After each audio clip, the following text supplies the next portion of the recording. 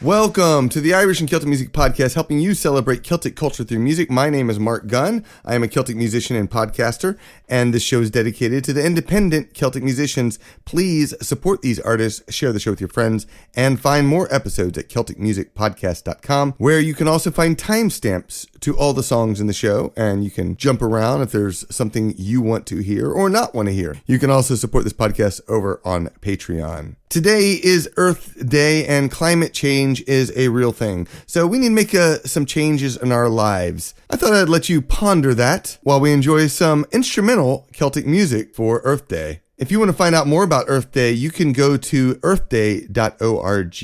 We started off the show with Laughing Jack, that was Barndance and Reel from their album Live at the Indy Folk Series. Next up is Liesel Wilson with Trip to Pakistan and Scollay's From the Path.